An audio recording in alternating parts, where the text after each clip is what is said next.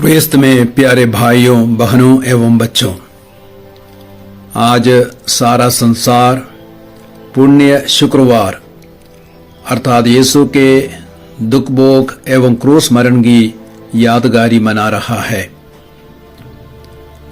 और आज पुण्य शुक्रवार पर जब हम मनन करते हैं, मैं दो मुख्य बिंदुओं पर प्रकाश डालना चाहता हूं। और पहला बिंदु यह है यीशु का आज्ञा पालन।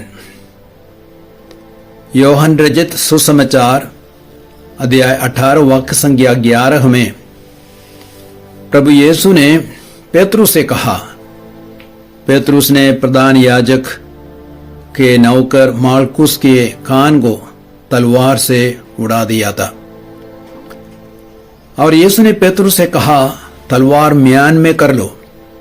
जो प्याला पिता ने मुझे दिया है, क्या मैं उसे ना पीऊं? जो दुख का प्याला पिता ने मुझे दिया है, मैं उसे पीने को तैयार हूं। यह एक महत्वपूर्ण बात है। यीशु ने कहा, जो प्याला पिता ने मुझे दिया है।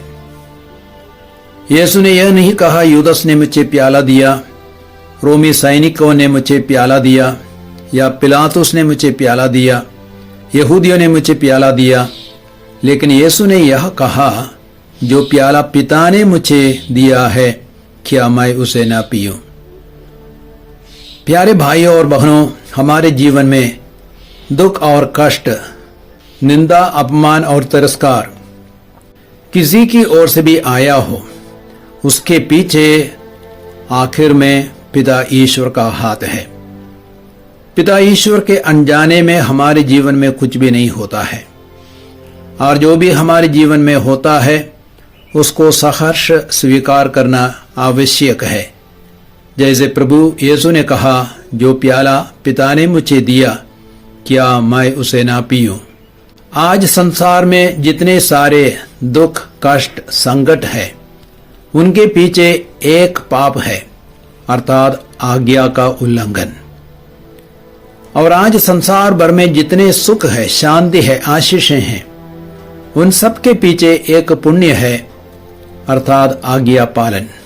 आज्ञा का उल्लंघन घमंड के कारण हुआ था, और आज्ञा पालन विनम्रता के कारण हुआ था। और रोमियों के पत्र अध्याय 5 वाक्य संख्या 19 में संत पौलुस कहते हैं, जिस तरह एक ही मनुष्य के आज्ञा भंग के कारण सब पापी ठहराए गए, उसी तरह एक ही मनुष्य के आज्ञा पालन के कारण सब पाप मुक्त ठहराए जाएंगे। हमारे आदि माता पिता ने ईश्वर के आदेश का उल्लंघन किया, और उसके चलते सारा संसार पापी बन गया, और हम लोग पाप में जन्म लेते हैं। इसलिए संत पौलुस कहते हैं, जिस तरह एक ही मनुष्य के आज्ञा भंग के कारण सब पापी ठहराए गए, उसी तरह एक ही मनुष्य के आज्ञा पालन के कारण सब पाप मुक्त ठहराए जाएंगे या ठहराए गए हैं।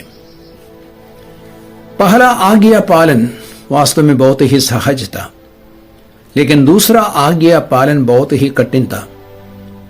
पहला आज्ञा पालन किया था, उत्पत्ति ग्रंथ अध्याय 2 वाक्य संख्या 17 में हम देखते हैं, ईश्वर ने आदम और हेवा को एक आदेश दिया था, तुम भले बुरे का ज्ञान देने वाले वृक्ष के फल को नहीं खाओगे, यदि तुम खाओगे तो मर जाओगे। और उस आज्ञा का पालन करना उतना कठिन नहीं था, बस अपनी इच्छा को त्यागना था। लेकिन आदम और हेवा अपनी इच्छा को त्यागना नहीं चाहते थे, ईश्वर के आदेश को मानना नहीं चाहते थे, वे अपनी इच्छा पर चलना चाहते थे।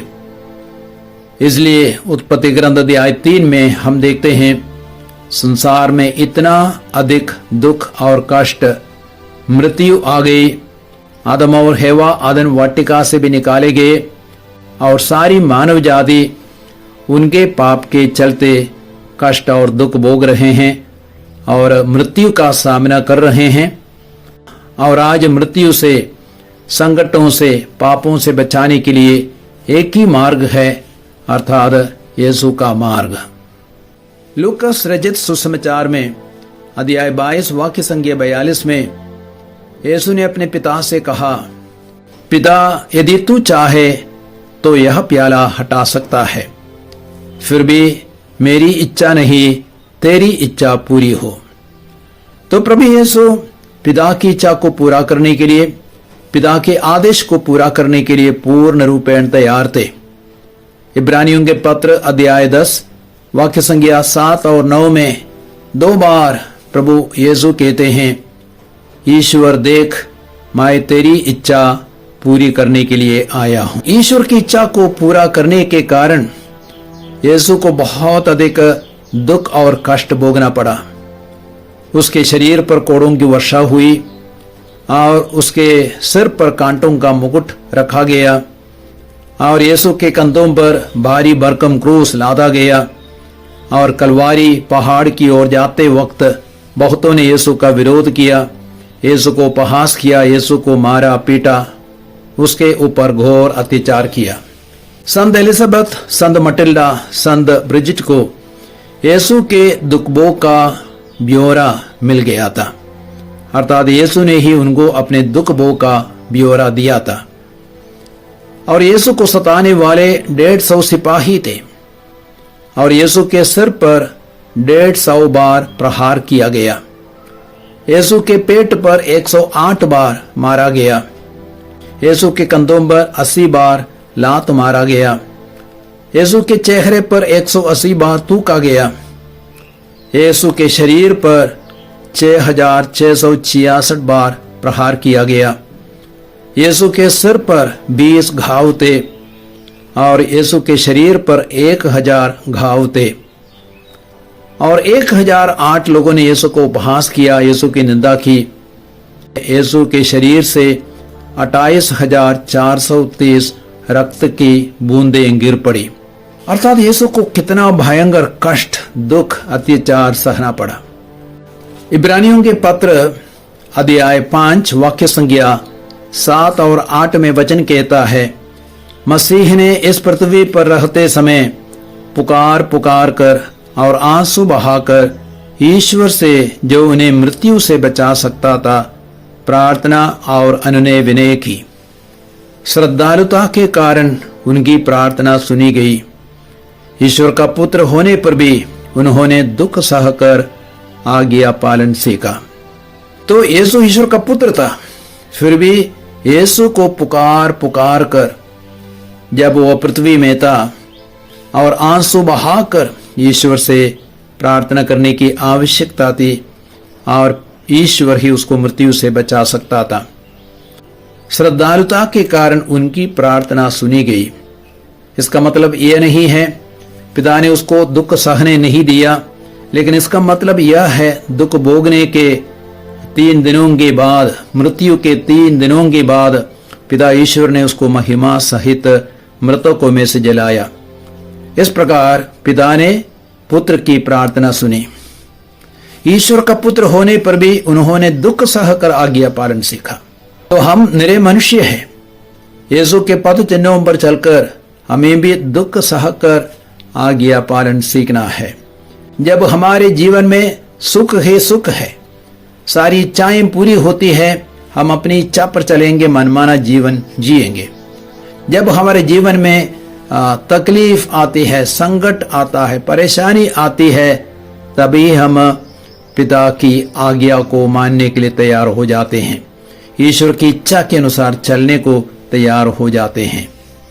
फिलिपियों के पत्र अध्याय 2 वाक्य संख्या 6 से 11 तक में लिखा गया है, वह वास्तव में ईश्वर था और वह ईश्वर के बराबर था, फिर भी उसने दास का रूप धारण किया और वह क्रूस मरण तक आज्ञाकारी बना। इसलिए पिता ने उन्हें वह नाम प्रदान किया जो सब नामों में श्रेष्ठ है। और आज यीशु के नाम सुनकर आकाश, पृथ्वी, अधोलोक के सब निवासी घुटने टेकेंगे और कहेंगे यीशु ही मसीह है। तो पिता ने यीशु को सर्वश्रेष्ठ नाम, सब नामों में श्रेष्ठ नाम प्रदान किया है। आज यीशु का नाम संसार भर में सबसे अधिक पूजनीय है, आदरणीय है। आज संसार के 240 करोड़ यीशु को मानते हैं, अपने मुक्तिदाता के रूप में ग्रहण करते हैं। तो हम देखते हैं आज्ञा पालन में कितनी आशीष है। जब हम आज्ञा का उल्लंघन करते हैं, हम आशीषों से वंचित हो जाते हैं। तोबित का ग्रंथ अध्याय 4 पढ़े, वाक्य संख्या 20 से 21 तक में, वहां पे हम देखते हैं तोबित कंगाल जैसे हो चुका था। उसकी सारी संपत्ति जब्त कर ली गई थी और वह अंधा भी हो चुका था और घर चलाने के लिए धन संपत्ति नहीं थी। तब अचानक तोबित ने याद किया कि मेदिया में कबाइल के पास उसने 10 मन चांदी छोड़ दी थी वर्षों पहले, और उस बात को तोबित ने याद किया और तोबित अपने पुत्र तोबिया को मेदिया भेजने के लिए, कबाइल के पास भेजने के लिए तैयार हो गया। और तोबिया रास्ता नहीं जानता था, कबाइल को भी नहीं जानता था। फिर भी जब पिता ने उसे कहा, बेटा मेदिया जाओ, वहां रगे निवासी कबाइल से मिलो और उस 10 मन चांदी को लेके आओ। तोबिया ने क्या कहा अपने पिता से, पिताजी आपने जो कुछ कहा है मैं वही करूंगा। तो तोबिया बहुत ही आज्ञाकारी था, इसलिए तोबिया की यात्रा को प्रभु ने बहुत अधिक आशीर्वाद दिया। और वह एक कंगाल बनकर के घर से निकला था, लेकिन एक करोड़पति बनकर के घर वापस आए। उसको 10 मन चांदी मिल गई और उसकी यात्रा के दौरान रफाएल स्वर्गदूत की मदद से उसको एक सुंदर पत्नी सारा मिली और सारा की सारी धन संपत्ति उसको मिली। और पिता की आंखों में जो मोतियाबिंद का रोग था उसको दूर करने के लिए एक दवा मछली का पित्त भी वह लेके आया। तोबिया की वह यात्रा बहुत ही सफल यात्रा रही और वह यात्रा आशीषों से भरपूर थी। जब हम आज्ञाओं का पालन करते हैं, अपने माता पिता की आज्ञाओं का पालन करते हैं, बड़ों की आज्ञाओं का पालन करते हैं, ईश्वर के आदेशों को मानते हैं, हमारे जीवन में इतनी सारी आशीषें आती है। प्रवक्ता ग्रंथ अध्याय 3 वाक्य संख्या 2 में वचन कहता है, पुत्रों पिता की शिक्षा ध्यान से सुनो, उसका पालन करने में तुम्हारा कल्याण है। तो आइए आज हम अपने स्वर्गीय पिता की इच्छा को और हमारे गुरुजन और माता पिता की इच्छा को, आज्ञा को मानने का एक दृढ़ संकल्प करें। मेरे संदेश का एक दूसरा बिंदु है, अर्थात योहन के सुसमाचार अध्याय 19 वाक्य संख्या 28 में प्रभु यीशु कहते हैं, मैं प्यासा हूं। यीशु क्रूस पर तड़प तड़प कर मर रहे थे और उस समय यीशु ने कहा, मैं प्यासा हूं। यीशु किस चीज के लिए प्यासे थे? हां, शारीरिक रूप से वह अवश्य प्यासा था, क्योंकि उसने घोर यातना और पीड़ा का सहन किया, बहुत अधिक खून पसीना बहाया और इसलिए उसने थोड़ी खट्टी अंगूरी चख ली। और शारीरिक प्यास के अलावा यीशु हृदय में प्यासे थे, अर्थात मानव के प्रेम के लिए, अनुकंपा के लिए, सहानुभूति के लिए, सांत्वना भरे शब्दों के लिए एवं मित्रों के लिए वह प्यासा था। यीशु के चारों ओर बहुत बड़ी भीड़ खड़ी थी। वे सब यीशु के विरोध करने वाले थे, निंदा करने वाले थे। सिर्फ 3-4 व्यक्ति ही यीशु का साथ देने वाले थे। इसलिए प्रभु यीशु हृदय में प्यासे थे, प्रेम के लिए, सांत्वना के लिए प्यासे थे। और उसके अलावा यीशु आत्माओं के लिए प्यासा था और यीशु अधिक से अधिक आत्माओं को बचाने के लिए संसार में आया। जब हम यीशु में विश्वास करेंगे, यीशु के वचनों के अनुसार जीने का निर्णय लेंगे, हमारी आत्माओं को पाप की गुलामी से मुक्ति मिलेगी, आनंद मृत्यु से मुक्ति मिलेगी, शैतान की दास से मुक्ति मिलेगी, हम स्वर्ग राज्य के योग्य बनेंगे। योहन रचित सुसमाचार अध्याय 4 वाक्य संख्या 7 में हम पढ़ते हैं, ईसा समारी स्त्री के पास गया और ईसा ने उससे कहा, मुझे पानी पिला दो। पानी पीना एक बहाना मात्र था। वास्तव में यीशु समारी स्त्री की आत्मा के लिए प्यासा था, वह एक बहुत बड़ी पापनी स्त्री थी, 5 बार विवाह हो चुका था और 5 पतियों के साथ रह चुकी थी। अब वो एक छठे पुरुष के साथ रहती थी जिसके साथ उसने विवाह नहीं किया था। तो वह एक पापनी स्त्री थी। लेकिन जैसे ही यीशु का मिलन हुआ समारी स्त्री से, यीशु ने उसको संजीवन जल से भरा, पवित्र आत्मा से भरा और उसका पुराना जीवन पलट गया। और उसके बाद वही समारी स्त्री शहर में गई, सभी लोगों को बताया, मैंने एक ऐसे व्यक्ति को देखा है जिसने मेरे अतीत के बारे में सब कुछ बताया है, संभवतः वह मसीह है। सब समारी लोग यीशु के पास दौड़ पड़े। उन्होंने यीशु को देखा और उन्होंने यीशु के वचनों को सुना, उन्होंने भी यीशु में विश्वास किया। तो यीशु समारी स्त्री और अन्य समारियों की आत्माओं के लिए प्यासे थे। हम देखते हैं प्रेरित चरित्र अध्याय 9 में यीशु साउल जैसे अत्याचारी की आत्मा के लिए प्यासे थे। इसलिए घोर अत्याचार करने के बावजूद भी यीशु ने साउल जैसे पापी को, अत्याचारी को दर्शन दिया और तब साउल ने विश्वास किया। साउल जो सुसमाचार का सबसे बड़ा विरोधी था, सबसे बड़ा मित्र बना। साउल सबसे बड़ा सुसमाचार का प्रचारक बना और अंत में साउल पौलुस बन गया और पौलुस ने अपने जीवन को भी यीशु के लिए कुर्बान किया। तो यीशु आत्माओं की मुक्ति के लिए प्यासे थे, आत्माओं के लिए प्यासे थे। और सवाल उठता है, हमें क्या करना है? मेरा सुझाव है, हमें यीशु की प्यास को बुझाना है। और आज हमारे वर्तमान माहौल में यीशु सभी भूखे प्यासे, दीन दुखियों में प्यासे हैं। जब हम उन्हें प्यार करते हैं, उनकी सेवा करते हैं, हम यीशु की ही सेवा करते हैं। इसलिए मत्ती के सुसमाचार अध्याय 25 वाक्य संख्या 40 में यीशु कहते हैं, मैं तुम लोगों से कहता हूं, तुमने मेरे भाइयों में से किसी एक के लिए, चाहे वह कितना ही छोटा क्यों ना हो, जो कुछ किया वह तुमने मेरे लिए ही किया। तो जब हम दीन दुखियों की सेवा करते हैं, हम यीशु की सेवा करते हैं और हम यीशु की प्यास को बुझाते हैं। आज यीशु भटकी भेड़ों में प्यासे हैं और बहुत सारे लोग अपने विश्वास से भटक गए हैं। यूरोप के कई राष्ट्र हैं और वे राष्ट्र क्रिस्तीय राष्ट्र कहलाते थे, लेकिन आज वे सच में क्रिस्तीय राष्ट्र नहीं है। बहुत सारे राष्ट्रों में, देशों में देखा गया है, मात्र 10-12% लोग ही अपने विश्वास के प्रति वफादार है। वे गिरजा जाते हैं और धर्म विधियों में भाग लेते हैं और अन्य अधिकांश लोगों ने धर्म परित्याग किया है।